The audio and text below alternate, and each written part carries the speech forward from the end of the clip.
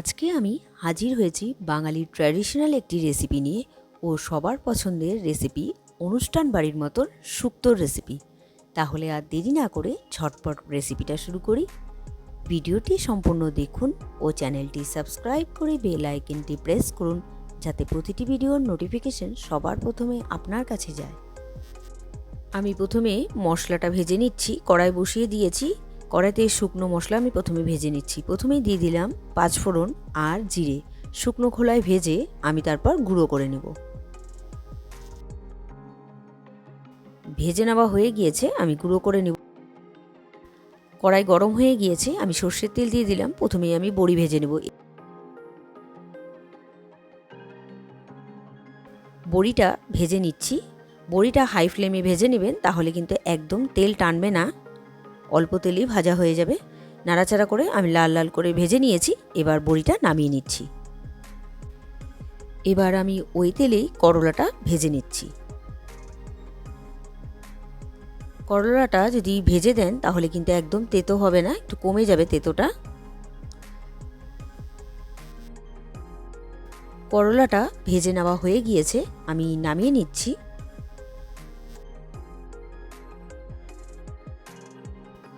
এবার ওই তেলেই আমি লম্বা লম্বা করে কেটে রেখেছি বেগুনটা ভেজে নেব।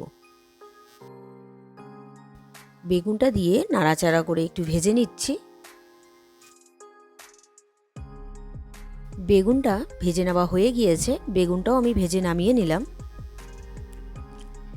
এবার আমি ওই তেলে দিয়ে দিলাম শুকনো লঙ্কা আর দিয়ে দিব পাঁচফোড়ন। শুকনো লঙ্কার সুন্দর কালার চলে এসছে, এবার দিয়ে দিলাম পাঁচফোড়ন। পাঁচফোড়ন দিয়ে একটু নাড়াচাড়া করে দিচ্ছি। পাঁচফোড়ন থেকে সুন্দর গন্ধ বেরিয়ে গেলে আমি দিয়ে দিলাম নানা রকমের সবজি।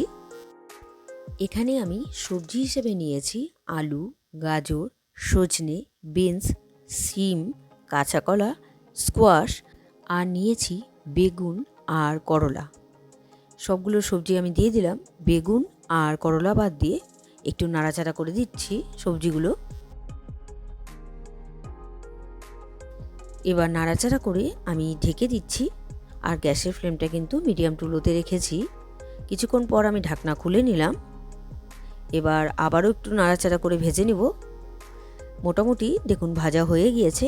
এবার আমি এর মধ্যে দিয়ে দিচ্ছি নুন আর দিয়ে দিচ্ছি হলুদ গুঁড়ো। সামান্য পরিমাণ হলুদ গুঁড়ো দিলাম। আবারও একটু নাড়াচাড়া করে ভেজে নিচ্ছি। এবার আমি এর মধ্যে দিয়ে দিব আদা বাটা। আদা বাটা দিয়ে আবার নাড়াচাড়া করে ভালো করে একটু ভেজে নিব, যাতে আদার কাঁচা গন্ধটা চলে যায়। নাড়াচাড়া করে ভেজে নিয়েছি, আদার কাঁচা গন্ধটা চলে গিয়েছে। এবার দিয়ে দিচ্ছি রাঁধুনি বাটা। রাঁধুনি বাটা দিয়েও আবারও নাড়াচাড়া করে দিচ্ছি। আর এখন দিয়ে দিব এর মধ্যে গুড়। আমি চিনি ব্যবহার করছি না, সামান্য পরিমাণ গুড় দিলাম এখানে মিষ্টি হিসাবে। গুড় দিয়ে নাড়াচাড়া করে এবার দিয়ে দিব বেগুন, করলা আর বড়ি ভাজা। আগে যে ভেজে রেখেছিলাম সেটাই দিয়ে দিচ্ছি। সমস্ত সবজি একসাথে নাড়াচাড়া করে একটু মিক্সড করে দিয়ে এর মধ্যে আমি দিয়ে দেব দুধ। জাল দিয়ে রাখা দুধ আমি ব্যবহার করছি, এটা কাউ মিল্ক আছে। আর দিয়ে দেব 1 কাপ জল। 1 কাপ দুধ দিলাম আর 1 কাপ জল দিচ্ছি।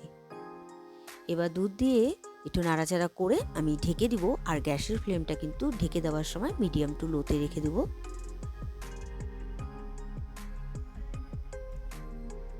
কিছুক্ষণ পরে আমি ঢাকনা খুলে নিচ্ছি।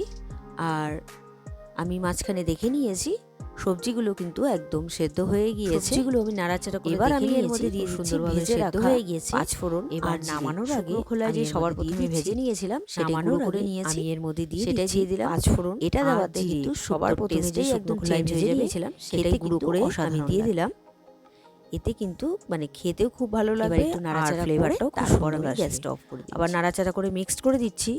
আর গ্যাসটা করে দিয়েছি, একটু শুকিয়ে গিয়েছে স্ট্যান্ডিং। এবার আমি নাড়াচাড়া করে তারপর নামিয়ে নেব। রেসিপিটি আমার তৈরি। গ্যাসটা অফ করে দিচ্ছি, 2 মিনিট স্ট্যান্ডিং টাইমে রেখে তারপর সার্ভ করছি। তৈরি হয়ে গেল বাঙালির ট্র্যাডিশনাল রেসিপি শুক্তো। একদম অনুষ্ঠান বাড়ির মতন করার আমি চেষ্টা করলাম। আশা করছি আপনাদের ভালোই লাগবে। যদি রেসিপিটি ভালো লেগে থাকে তাহলে ট্রাই করার অনুরোধ রইল। আর ভিডিওটি ভালো লাগলে like, comment, share and subscribe করতে ভুলবেন না। বাই।